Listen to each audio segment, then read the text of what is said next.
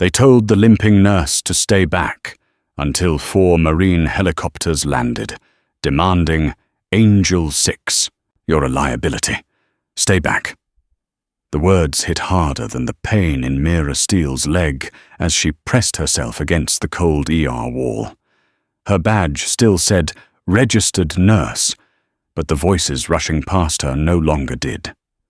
Monitors beeped, gurneys rattled, orders were shouted and never meant for her. She lowered her gaze, used to being invisible, used to being dismissed.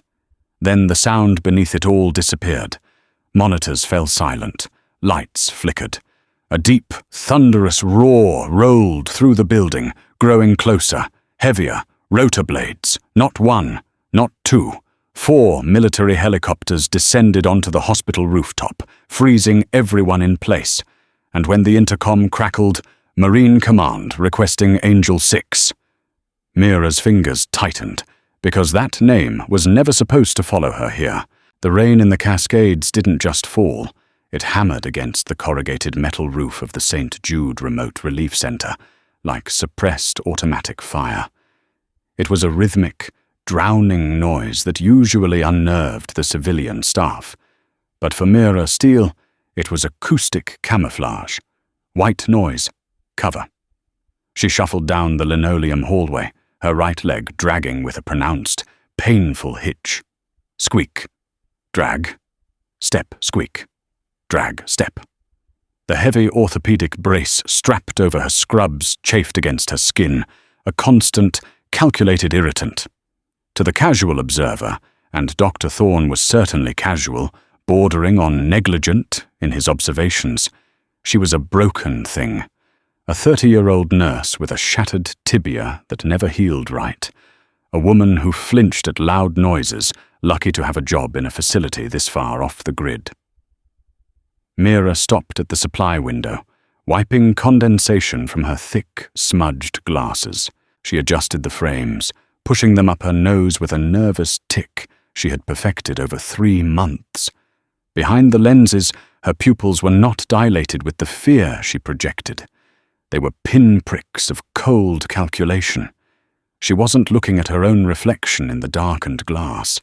She was looking through it, past the reflection of her hunched shoulders, to the perimeter fence, illuminated by the lightning. Objective, site assessment. Status, deep cover. Time in situ, 48 hours post-trigger. Threat level, elevating to red. The relief center was situated in a valley choke point, a tactical nightmare or a fortress, depending on who held the high ground.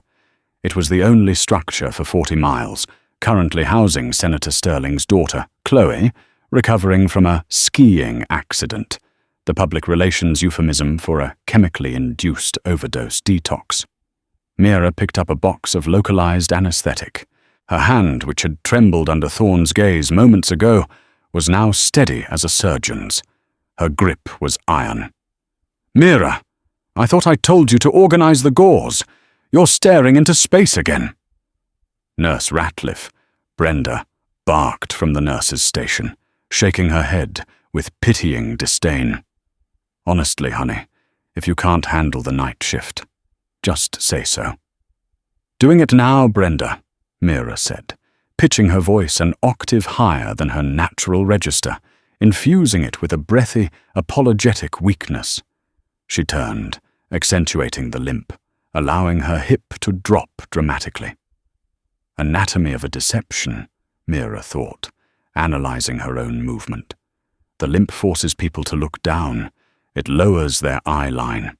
It makes them underestimate physical capability. It makes me invisible. They see the disability, not the predator. She moved into the supply closet, the smell of isopropyl alcohol, latex, and floor wax greeting her. It was a tactical dead end, a 6x8 box with no secondary exit, but it offered concealment. She knelt, painfully for show, in case the door opened, and began stacking boxes of saline. Her mind, however, was mapping the facility's load-bearing walls and firing vectors. The power flickered. The overhead fluorescence buzzed, died for a second, and then the generator kicked in with a low, throbbing hum. Myra paused, a box of gauze hovering in mid-air. That wasn't a grid fluctuation. The rhythm was wrong. That was a localized interrupt. Someone had physically cut the hard line to the external junction box. She reached into a deep scrub pocket, bypassing her personal cell phone, and touched the cold, jagged surface of a seemingly broken pager. It was a cryptographic beacon, a burst transmitter. Situation check, comms blackout imminent, hardline cut, hostiles likely. She stood up, the limp vanishing for a split second before she remembered her role.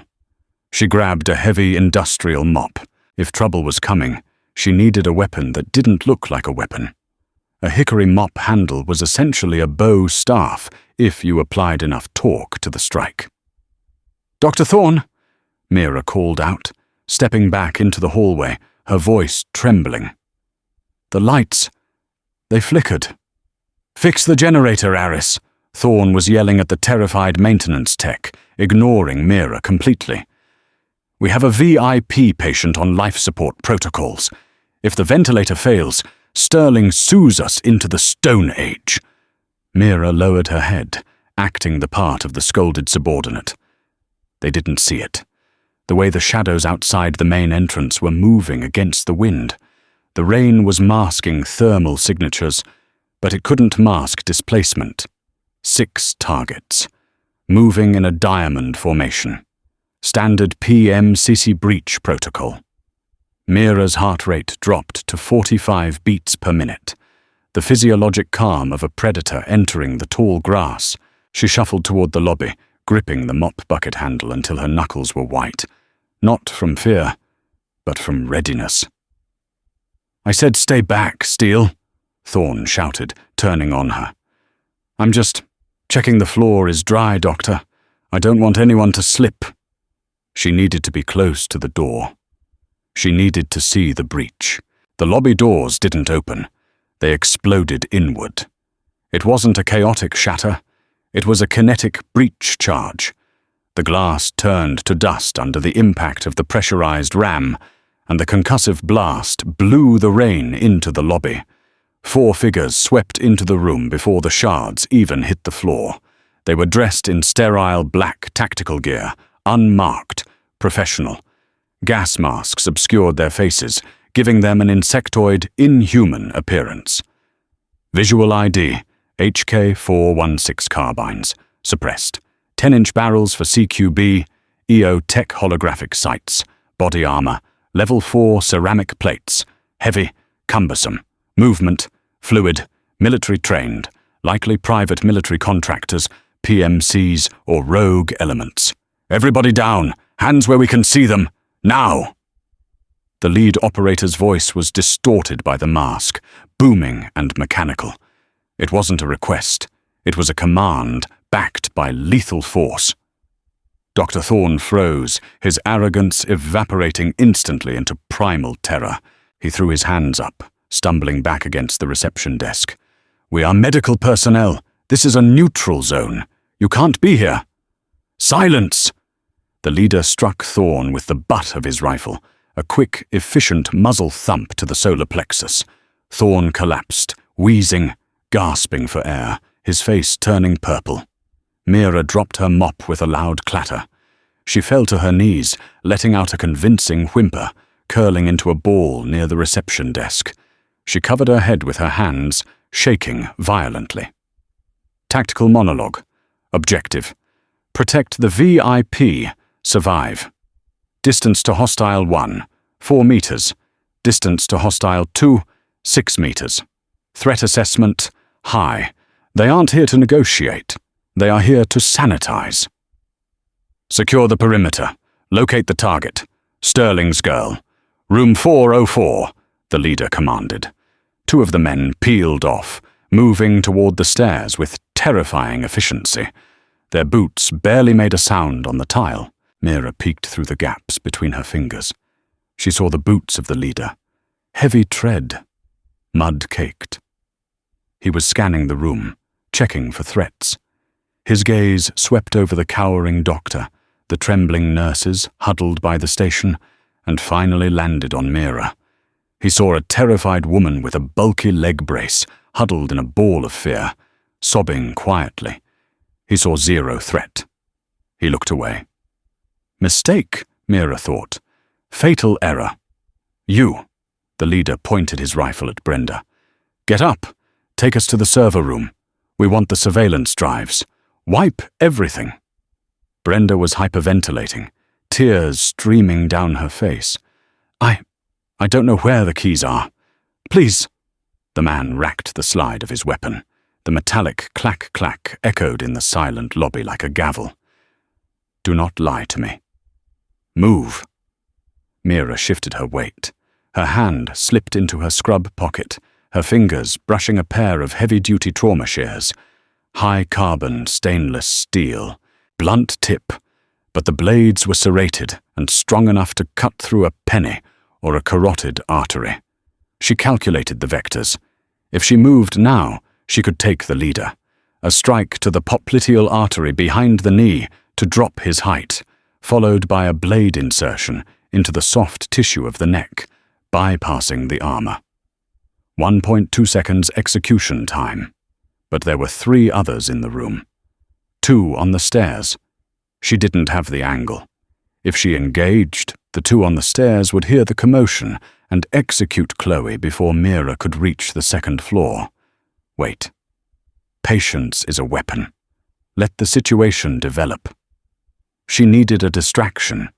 She needed them to dismiss her completely.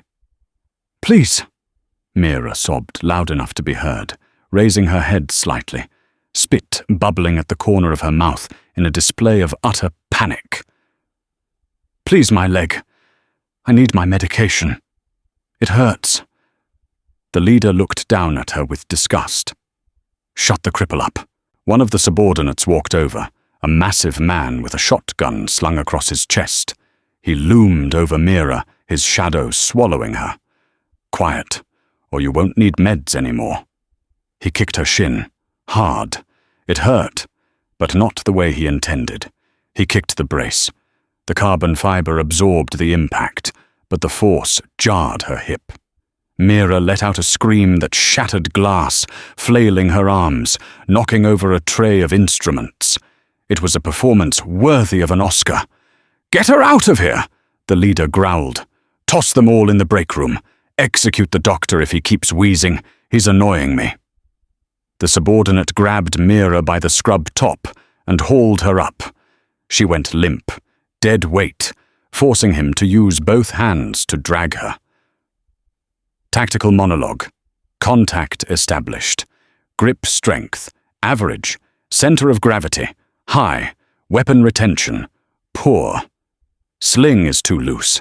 She could kill him right now. She could snap his radius, take the shotgun, and clear the room in under 3 seconds. But not yet. She let herself be thrown into the break room, along with the rest of the staff.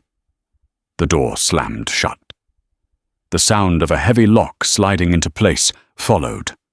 We're going to die, Brenda wailed, sliding down the wall. Oh God, Dr. Thorne, do something! Thorne was curled in the corner, clutching his chest. Shut up! Just shut up! We wait! We wait and hope they leave. Mira stood up. She walked to the window. The limp was gone. Her posture straightened, her shoulders squared.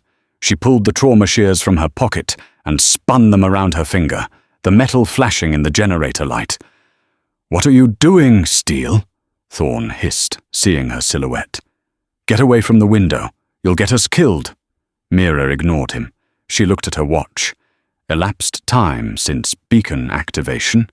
12 minutes. Extraction window. Opening. Airspeed of support assets. Mach 0.9. She tapped the glass. They're early. Who? Brenda asked, confused by the sudden change in Mira's voice. It was no longer high and breathy. It was low, flat, and colder than the storm outside. The cavalry. The mercenaries had control of the facility. They had the hostages secured. They were minutes away from retrieving the target. It was a textbook operation. Until the sky tore open. It started as a vibration in the floorboards of the break room. The coffee in the pot rippled. Dust motes danced in the fluorescent light. Then came the sound, a thrumming, beating pulse that felt like it was inside the chest cavity. Thwop, thwop, thwop, thwop. "Earthquake!" Brenda gasped, clutching the table. "Rotors," Mira said calmly. She was checking the tension on the trauma shears. "Heavy lift, multiple bogies." Outside, the rain seemed to reverse direction as massive downdrafts hit the compound. The mercenaries in the lobby froze. The leader tapped his headset. "Command, we have fast movers inbound. Identify." Static. Then, a voice boomed over the facility's external PA system, hacking into the intercoms. It wasn't the mercenaries' comms. It was a localized override, broadcasting on all frequencies. "This is United States Marine Corps Aviation. You are in violation of federal airspace and are operating in a hostile manner against a high-value asset." The windows rattled in their frames. Dr. Thorne scrambled to the window, his jaw dropping. "Marines!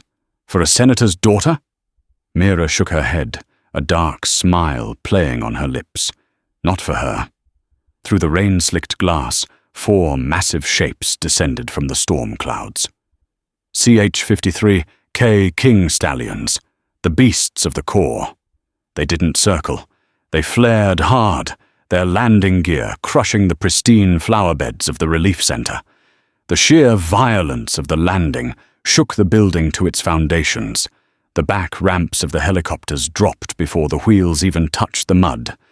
Marines poured out. Not standard infantry, force recon. They moved with a speed that made the mercenaries look like amateurs. Laser sights cut through the gloom, painting the lobby windows green and red. The PA system boomed again, the voice godlike and unforgiving. "All hostiles will lay down weapons immediately. Surrender control of the facility to Angel 6. In the break room, silence reigned. "Angel 6, Thorne whispered, the name foreign and terrifying on his tongue. "Who is Angel 6? The door to the break room rattled violently. A mercenary was trying to get in, likely to use them as human shields against the assault force. Mira Steele walked to the center of the room. She reached down and undid the Velcro straps of her leg brace. With a sharp rip that sounded like tearing canvas, she pulled the bulky contraption off and tossed it onto the table. It landed with a heavy clatter, cracking the laminate. She rotated her ankle. Perfectly healthy. Strong. "Steele." Brenda stared, her mouth gaping. "Your leg... It works?" "It was never broken, Brenda," Mira said. She reached up and pulled the pins from her hair, shaking it out. She took off the thick glasses and dropped them on the floor, crushing them under her heel. Her eyes were sharp, dangerous, and utterly focused. The door burst open. The mercenary with the shotgun stood there, eyes wide behind his mask. "Grab the hostages, now!" He reached for Mira, his hand aiming for her throat. Tactical monologue. Threat. Immediate. Distance. Contact. Action. Terminate. Mira didn't cower. She stepped into his space. Her left hand shot out, grabbing the barrel of the shotgun and diverting it upward as he pulled the trigger. Boom. Plaster rained down from the ceiling, dusting them both in white powder. Simultaneously, her right hand, holding the trauma shears, moved in a blur. She didn't stab. She hooked the heavy shears into the soft gap of his body armor, near the clavicle, and used the leverage to drive him backward into the doorframe. He gasped. Winded, Mira spun, executing a perfect Muay Thai elbow strike to his temple. The mask cracked with a sickening crunch. The man's knees buckled. As he fell, Mira caught the shotgun. She racked the slide, ejecting the spent shell. It spun in the air, smoking. She checked the chamber. loaded. She turned to the stunned room of doctors and nurses. Dr. Thorne was pressed against the wall, his face the color of ash, realizing he had spent 3 months screaming at a wolf he mistook for a sheep. "Steele?" Thorne squeaked. "Who? What are you?" Mira checked the safety on the shotgun. She looked at Thorne, her eyes void of any submissiveness, burning with a lethal intensity. "I'm not a nurse, Doctor, and my name isn't Steele." She keyed a small microphone hidden in the collar of her scrub top. "Angel 6 to Reaper 1. I have control of the package. The floor is active. You are cleared hot to engage. I repeat, clear to engage." "Copy that, Angel 6. The radio crackled back, the voice filled with respect. "Give 'em hell, ma'am." Mira kicked the unconscious mercenary out of the doorway and stepped into the hall. "Stay here," she commanded, her voice carrying the authority of a field commander. "And Dr. Thorne?" He looked up, trembling.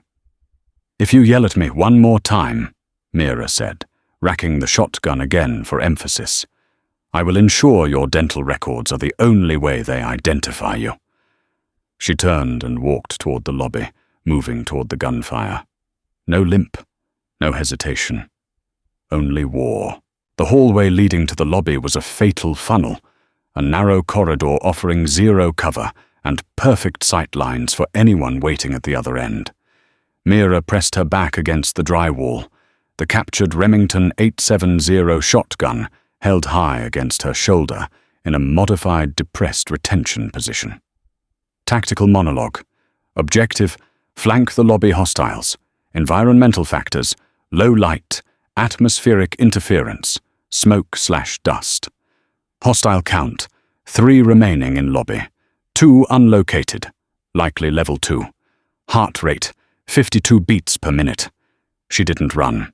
Running created noise and reduced accuracy. She flowed. Mira sliced the corner, her movements precise. Down the hall, the lobby was a cacophony of shouting and shattered glass. The Marines outside were laying down suppression fire through the broken windows, keeping the PMCs pinned behind the heavy oak reception desk. The mercenaries were focused outward, engaging the threats in the rain. They forgot the threat inside. Mira racked the shotgun. The sound was distinct, mechanical, and terrifyingly close to the mercenary's rear flank. The PMC closest to her turned, raising his HK-416. Mira didn't hesitate. She fired. The buckshot hit the mercenary in the unarmored gap between his tactical vest and his belt line, the pelvic girdle. A mobility kill. He crumpled, screaming. Target 1 neutralized. The second mercenary spun around, abandoning his cover. Mira dropped to one knee, making herself a smaller target, and fired again. The shot went wide, shredding a decorative fern, but the suppression was effective. The mercenary ducked, scrambling for better cover behind a vending machine. "Reaper 1, this is Angel 6. Internal flank established," Mira said into her collar mic. "I am flushing them into your kill zone. Watch your crossfire." "Copy, Angel 6. We are green light on all exits, giving you room to work." The Marine commander's voice crackled. Mira discarded the shotgun. It was empty. She drew the sidearm from the fallen mercenary's holster. A Sig Sauer P226. Familiar. Reliable. She checked the press. Brass in the chamber. She moved forward, using the pillars for cover. The third mercenary in the lobby, the leader who had struck Dr. Thorne, was shouting orders that no one was following. He saw Mira advancing. "You!" he roared, popping up from behind the desk to fire. Mira didn't return fire immediately. She waited for his recoil pattern to disrupt his aim. As his bullets chewed up the drywall a foot above her head, she exhaled. Breath control. Full exhale. Sight picture. Front sight focus. Trigger squeeze. Smooth press. She fired 2 rounds. Double tap. Center mass. The round sparked off his level 4 ceramic plate carrier. He staggered back but didn't fall. Armor. adjustment, ocular cavity. She raised her aim, but before she could fire the headshot, the front windows disintegrated completely. 2 Force Recon Marines swung in on rappel lines from the roof, crashing through the remaining glass like wrecking balls. They landed boots first on the reception desk, MP5s barking controlled bursts. The PMC leader, realizing he was pinched between a legendary operative and a Force Recon breach team, threw a flashbang grenade at his feet. Flash. Bang. White light seared Mira's vision. Her ears rang with a high-pitched whine. Tinnitus. She blinked hard, clearing the afterimage. When her vision returned, the lobby was filled with smoke. The Marines were securing the 2 wounded mercenaries. The leader was gone. "Reaper 1, Mira coughed, the smoke acrid in her throat. "High-value target, HVT. Leader has displaced. He's heading for the stairs. He's going for the girl." "We have the stairs covered, ma'am," a Marine lieutenant said, stepping through the smoke. He was huge, his face painted in camo, but he looked at Mira with reverence. He saluted. "Lieutenant Graves, an honor to operate with you, Major." Mira ignored the salute. "Drop the rank, Graves. If he's not in the lobby, and you have the stairs covered, he's using the service elevator. He's going to use the girl as a bargaining chip." She turned and sprinted toward the maintenance shaft. "Graves, give me a breaching tool, now!" The service elevator was an antique, a slow-moving cage used for laundry and medical waste. The indicator light showed it rising to the 4th floor. Mira didn't wait. She ran to the stairwell, taking the steps 3 at a time. The pain in her leg was a phantom memory now. The adrenaline of the fight had flooded her system, masking the chronic ache of the old injury, which was real despite her performance, just not debilitating. Tactical monologue. Elevation gain, 40 feet. Time to target, 20 seconds. Variable, the VIP's condition. She burst onto the 4th floor landing. The hallway was quiet. Too quiet. Room 404 was at the end of the hall. The door was ajar. Mira slowed. She transitioned to a center-axis relock stance, holding the pistol close to her chest to prevent a weapon grab if someone lunged from a doorway. She cleared the room systematically. 401, clear. 402, clear. She reached 404. Inside, the scene was chaotic. The medical equipment was overturned. The IV pole was on the floor, a bag of saline leaking onto the carpet. Senator Sterling's daughter, a waif-like 20-year-old named Chloe, was huddled in the corner, clutching a blanket. Standing over her, using her as a human shield, was the PMC leader. He had a knife, a Karbar combat blade, pressed against her jugular. His mask was off. His face was scarred, his eyes wild with the desperation of a cornered animal. "Back off!" he screamed. "I'll open her up, I swear to God." Mira stopped in the doorway. She didn't raise her voice. She didn't shout commands. She lowered her pistol slightly, not pointing it at him, but at the floor, a gesture of de-escalation, or so it seemed. "Let her go," Mira said, her voice flat. "There is no extract. The chopper's outside. They aren't here to negotiate. They are here to sanitize the site. Your team is down. Your mission is burned." "I have the asset," the man spat. "I walk out of here, or she bleeds out," Chloe whimpered, her eyes rolling back. She was going into shock. Analysis, target, hostile male, 6 feet 2 inches, 220 pounds.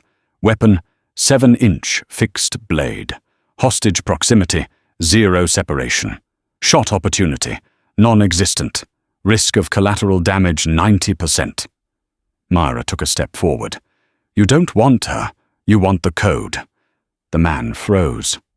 "What?" "The encryption key," Mira lied smoothly.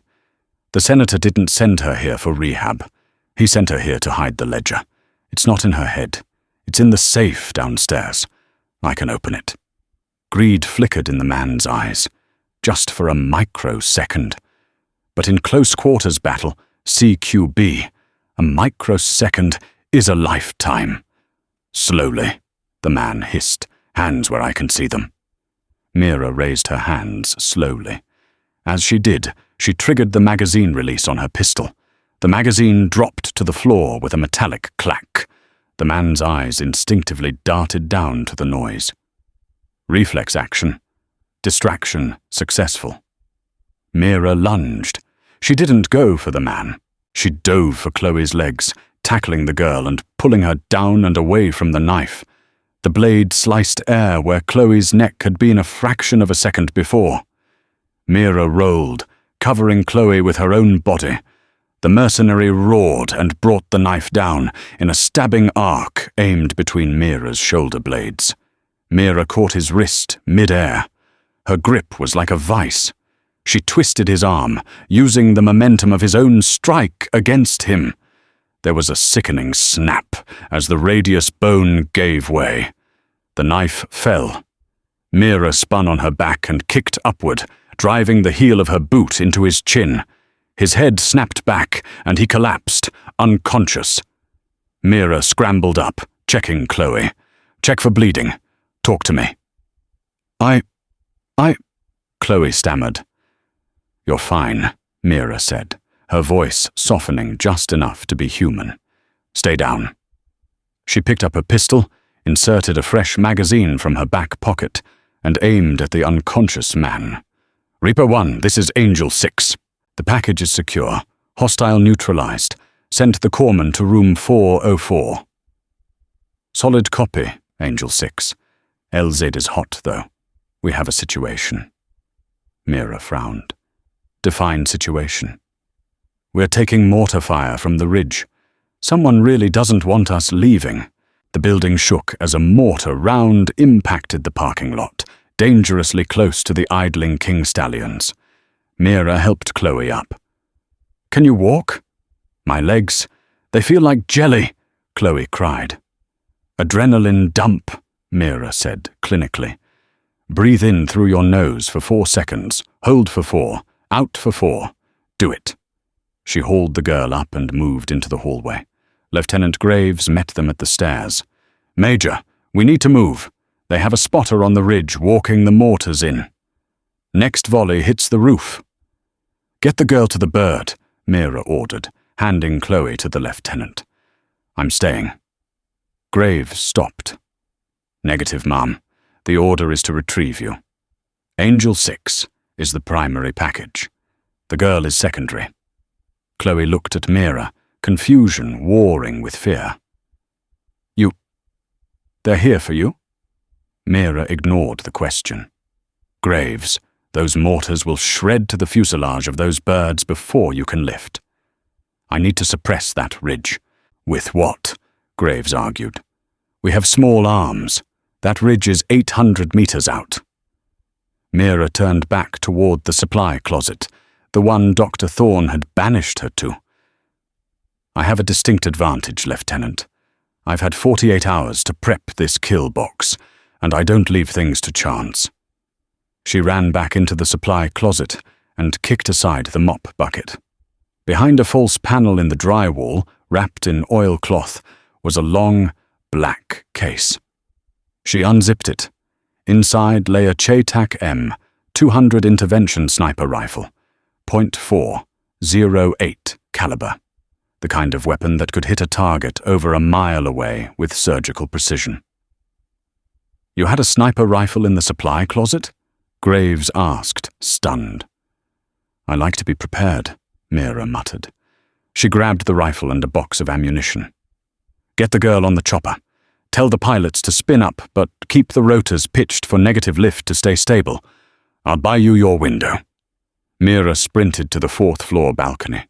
The rain was torrential, a curtain of water that would render most optics useless. But the Chetak had a thermal overlay scope. She deployed the bipod on the railing. Tactical monologue. Range 850 meters. Wind, full value, left to right, 25 miles per hour. Visibility, 0 visual, thermal only. Target, mortar team, 3 heat signatures. Through the scope, the world was grey and white. She saw the white-hot bloom of the mortar tube on the ridgeline. They were loading another round. "Not today," Mira whispered. She adjusted the elevation turret. Click, click, click. She compensated for the windage, holding 2 mils left. She slowed her heart rate again. The chaos of the storm faded. The screaming of the engines faded. There was only the reticle and the heat signature. Squeeze! The rifle roared, a thunderclap that rivaled the storm. 850 meters away, the man holding the mortar shell evaporated. The shell dropped, detonating inside the tube. A massive explosion blossomed on the ridge, a fireball rolling up into the rain. "Target destroyed," Mira said calmly. She engaged the safety and slung the massive rifle over her shoulder. "Reaper 1 to Angel 6. That was a hell of a shot. We are clear for lift. Get your ass to the chopper." Mira turned to leave the room, but her path was blocked. Dr. Thorne stood in the doorway. He wasn't cowering anymore. He was holding the Sig Sauer she had dropped during the fight with the leader. His hands were shaking violently, the gun pointed at Mira's chest. "You ruined everything," Thorne wept. "Do you know how much they paid me? Do you know how much debt I'm in?" Mira stopped. The contrast was stark, the ultimate predator facing the desperate prey. "Put the gun down, Doctor. You don't have the constitution for murder." I can't let you leave. If you leave, they'll kill me." "If you pull that trigger," Mira said, walking slowly toward him, "you die. If you don't pull it, you go to federal prison for treason and conspiracy to kidnap. But you live." Thorne sobbed, the gun wavering. "Make a choice, Thorne. Be a doctor or be a casualty." The sound of the helicopters spooling up to full power vibrated through the floor. Thorne looked at the gun, then at Mira's cold, unforgiving eyes. He realized he was standing in front of something he couldn't comprehend, let alone kill. He dropped the gun. He collapsed to his knees, burying his face in his hands. Mira walked past him without a backward glance. She stepped over the debris, out onto the rain-lashed roof, where the massive ramp of the King Stallion waited.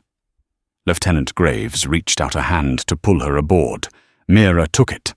As the helicopter lifted off, banking hard away from the burning ridge, Mira looked down at the St. Jude Remote Relief Center, shrinking in the distance. The place where she had been spat on, insulted, and dismissed. She pulled the headset on. "Angel 6 on board," she said. "Take us home." "Copy that, Angel 6. Welcome back to the land of the living. Director Vance is waiting for your debrief. He says it's about the Blackbird file." Mira's eyes narrowed. The mission wasn't over. It had just begun. The cargo hold of the CH-53K King Stallion was a sensory overload of vibration, the stinging scent of hydraulic fluid, and the deafening roar of 3 GET-408 engines pushing the massive airframe to its operational limits. Mira Steele sat on the red nylon webbing of the troop seat, her posture rigid, eyes scanning the dark interior. She was no longer Mira the nurse. The slump in her shoulders was gone. The grimace of pain she had worn for months had been replaced by the blank, terrifying neutrality of a weapon system in standby mode. Across from her, Chloe Sterling shivered violently under a foil thermal blanket.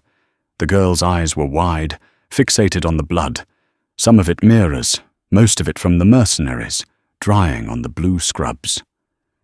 "You killed them," Chloe whispered, her voice barely audible over the turbine whine, her lips trembling. "Those men in the lobby. You didn't just stop them.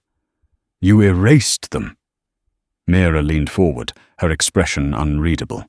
She checked Chloe's pupillary response with a penlight she had lifted from the medkit, her movements precise and clinical, but devoid of warmth. "I neutralized a threat to your safety," Mira corrected, her voice flat, devoid of the soft, comforting tones she had used for months at the relief center. "There is a distinction, Chloe. Murder is emotional, it's messy. Combat is a calculation, it's physics and anatomy. Tactical monologue. Subject, Chloe Sterling. Status, acute stress reaction, bordering on shock. Heart rate, elevated, approximately 110 beats per minute. Objective, stabilize psychological state for immediate debrief. She is the key. You're not a nurse, Chloe said, a sudden spark of defiance cutting through her shock. She pulled the blanket tighter. I watched you for weeks. You limped. You dropped things. You let Dr. Thorne scream in your face until he was purple. You let him humiliate you. Why? Mira sat back, the heavy vibration of the helicopter rattling her teeth.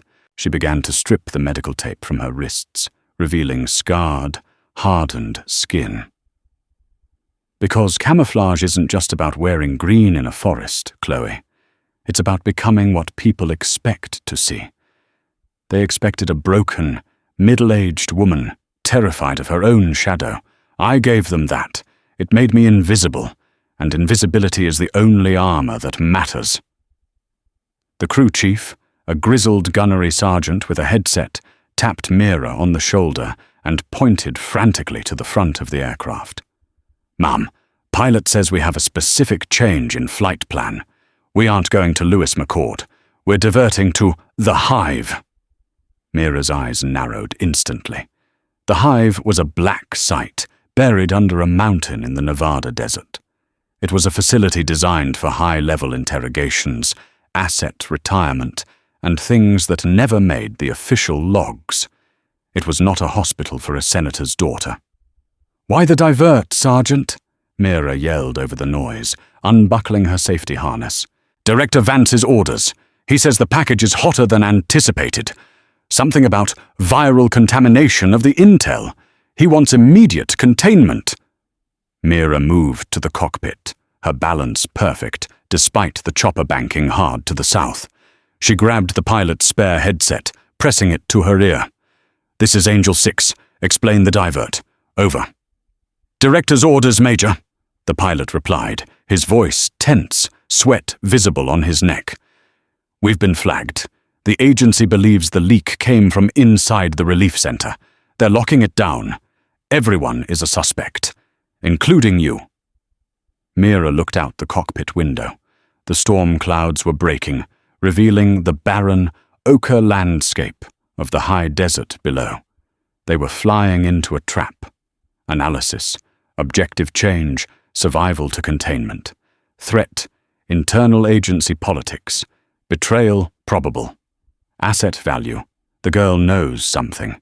Vance is cleaning house. Mira looked back at Chloe. The girl wasn't just a recovering addict or a political pawn. The mercenaries hadn't just wanted a hostage, they wanted a code. Mira walked back to Chloe and knelt, locking eyes with her. Chloe, listen to me very carefully. The men in the lobby asked for a key. You told them you didn't know what they were talking about. Was that true? Chloe bit her lip, looking away, her hand moving instinctively to her chest. Chloe, Mira said, her voice dropping to a dangerous whisper that cut through the engine noise. We are flying into a cage. If I don't know the layout, I can't protect you. What did your father really send you there to hide? Chloe reached into her shirt and pulled out a simple silver locket. She clicked it open with shaking fingers. Inside wasn't a picture. It was a micro SD card, barely the size of a fingernail, embedded in the metal. It's not a ledger, Chloe whispered, tears spilling over. It's a list. Dad said if anything happened to him, I was to swallow it. It's the names, Mira. The names of every dirty operator the agency has used for the last 20 years, including the ones who are selling secrets to the cartels. Mira stared at the chip, the Blackbird file. It wasn't a person. It was an indictment. And Director Vance wasn't bringing them in to debrief them. He was bringing them in to bury them. The Hive lived up to its name. It was a subterranean labyrinth of concrete and steel, buried 5 stories deep, buzzing with the hum of high-voltage servers and industrial air filtration systems. The King Stallion touched down on the hidden surface helipad, the rotor wash kicking up a storm of red desert dust. Armed guards in grey tactical gear, not Marines, met the aircraft. They weren't carrying standard-issue rifles. They carried P-90S, compact submachine guns designed for close-quarters interior defense and armor penetration. They moved with the aggressive posture of men paid to kill, not to secure. Angel 6, a man in a sharp, midnight blue suit, stepped forward as the ramp lowered. It was Director Vance. He looked like a shark in Italian wool, sleek, expensive, and predatory. He adjusted his cufflinks, smiling with his mouth but not his eyes. "Welcome back from the dead. Secure the girl." 2 guards moved toward Chloe, weapons raised. Mira stepped in front of her. She didn't raise a weapon. She had left the shotgun and sniper rifle on the chopper racks, but her stance shifted. Her feet widened, her center of gravity dropped, a clear warning. Tactical monologue. Target, Director Vance. Distance, 5 meters. Support, 12 armed guards. Level 3 body armor. Exit vectors, none. Blast doors are sealing. Elevator is the only way, down or out. Strategy, verbal dominance before kinetic action. "She stays with me, Vance," Mira said, her voice echoing in the concrete bay. "She's evidence, Major." Vance smiled, thin and cold. "And you are a decommissioned asset who was supposed to be retired. We activated you for a babysitting gig. We didn't expect you to start World War III in the Cascades." "You sent the PMCs," Mira stated. It wasn't a question. It was an accusation. The guards tensed, fingers hovering over triggers. Vance chuckled, a dry, rattling sound. "I didn't send them. I allowed them to find her. A stress test. For the girl's father, to see if he'd crack. And for you. We needed to know if the legendary Angel 6 still had her edge, or if that leg injury had truly made you a cripple." Mira felt a cold rage settle in her stomach, a block of ice replacing her adrenaline. "You killed my staff. You terrorized a civilian. For a test? Collateral damage. The black budget covers it." Vance waved his hand dismissively. "Hand over the girl. We need the chip. Now." Mira looked at the guards. 12 men. High readiness. She was unarmed, but she wasn't helpless. "Chloe," Mira said softly, not looking back, her eyes locked on Vance's throat. "When I move, you run for the pilot. Tell him code Black 30. He's a Marine. He'll understand." "What?" Chloe stammered, terrified. "Code Black 30, Mira repeated. "It means the chain of command is compromised. Mutiny is authorized." Vance's smile faltered. "Take them." The guard closest to Mira reached for her arm, confident in his numbers. "Action. Initiate." Mira didn't pull away. She stepped in. She grabbed the guard's extended arm, rotated her hips, and executed a soy nage shoulder throw, slamming him onto the concrete with enough force to crack the slab. Before he could groan, she ripped the P-90 from his sling. She didn't fire at the guards. She fired at the hydraulic control box on the wall behind Vance. Zist pop! Sparks showered the helipad like fireworks. The heavy blast doors began to grind shut, sealing the pad off from the elevator, but also cutting the main lights. The emergency red strobes flared to life, plunging the bay into a nightmare of flashing crimson shadows. "Contact! Contact!" Vance screamed, losing his composure, diving behind a crate. In the strobing red light, Mira was a ghost. She moved in the dark spaces between the flashes. A guard fired blindly into the darkness. Mira was already gone. She slid under the firing line, sweeping the legs of a second guard, using his falling body as a human shield against the third. She pistol-whipped the third guard, spun, and fired a single shot into the knee of the fourth. Tactical monologue. Targets remaining, 8. Ammo count, 42 rounds. Tempo. Violence of action. Disorient. Destroy. She wasn't fighting to kill these men. They were just hired guns. She was fighting to break their OODA loop. Observe, orient, decide, act. She was moving faster than they could process the threat. She grabbed a flashbang from a downed guard's vest. She pulled the pin and rolled it toward the cluster of men protecting Vance. Bang! The concussive blast rocked the bay. In the confusion, Mira grabbed Chloe and shoved her toward the idling helicopter. Go! Now! What about you? Chloe screamed, looking back at the carnage. I have a performance review with the director, Mira growled. She turned back to the smoke-filled platform. Vance was scrambling toward the emergency exit, abandoning his men. Mira walked through the chaos. A guard lunged at her with a knife. She parried, disarmed him with a wrist lock, and drove her elbow into his solar plexus, leaving him gasping on the floor. She reached Vance just as he keyed the code for the door. She grabbed him by the back of his expensive Italian suit and slammed him into the steel bulkhead. The test results are in, Director, Mira whispered, pressing the hot barrel of the P-90 under his chin. The emergency lights bathed Vance's terrified face in blood-red pulses. The helipad was silent, save for the groans of the incapacitated guards and the distant whine of the helicopter lifting off with Chloe safe inside. You can't kill me, Vance sputtered, sweat beading on his forehead, mixing with the dust. I am the Deputy Director of Operations. I have files on you, Steele. I know about Belfast. I know about Jakarta. I own you. You know the legend, Mira corrected, tightening her grip on his collar until he choked. You don't know the woman.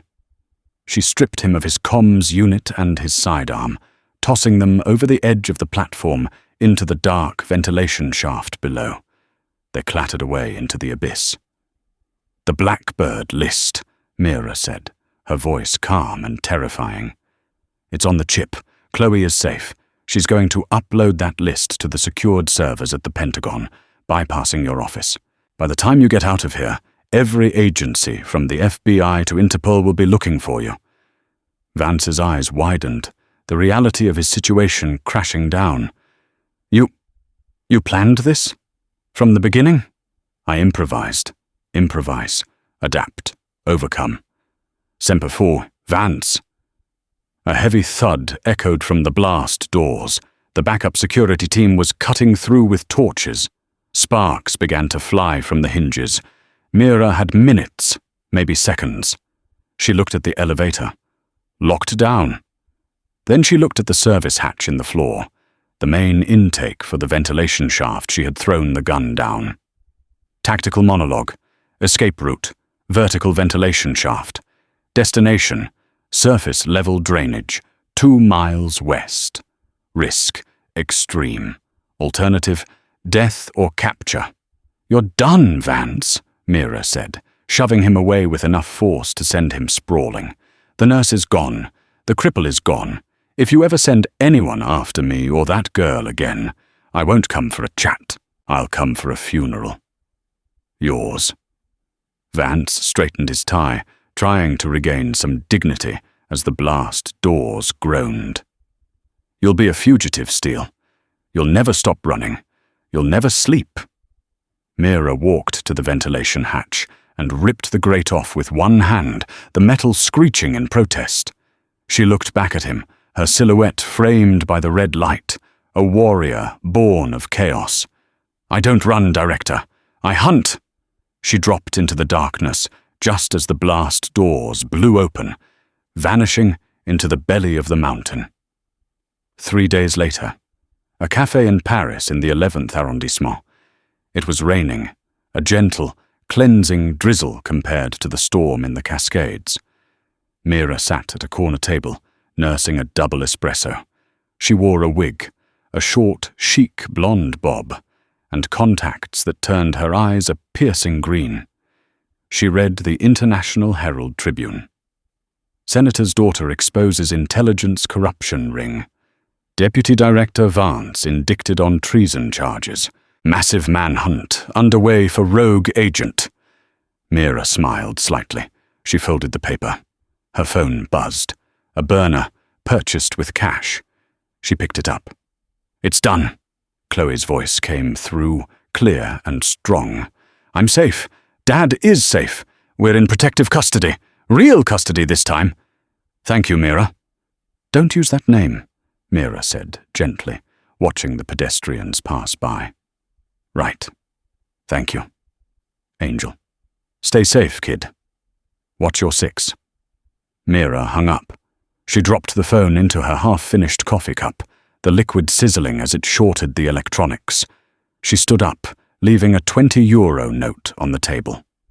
She walked out into the Parisian rain. Her leg hurt, a dull, familiar ache that grounded her. She didn't limp. She walked with the predatory grace of a tiger patrolling its territory, scanning the rooftops, checking the reflections in the shop windows. She was free. She was dangerous. And she was just getting started. The story of Mira Steele serves as a stark reminder that we should never underestimate those around us based on their appearance or perceived weaknesses. True strength is not always loud, aggressive, or visible. Often it is quiet, patient, and hidden beneath layers of humility and endurance. Mira endured ridicule and abuse, allowing others to believe she was broken, all while holding the power to destroy them. It teaches us that kindness is a choice, not a lack of power, and that the most dangerous person in the room is often the one who has nothing to prove until the moment to act arrives. If you enjoyed this journey from the sterile halls of a remote clinic to the high-stakes world of black ops espionage, please take a moment to like this story, share it with your friends who love a good thriller, and subscribe for more tales of hidden heroes and explosive justice. Your support keeps the mission going.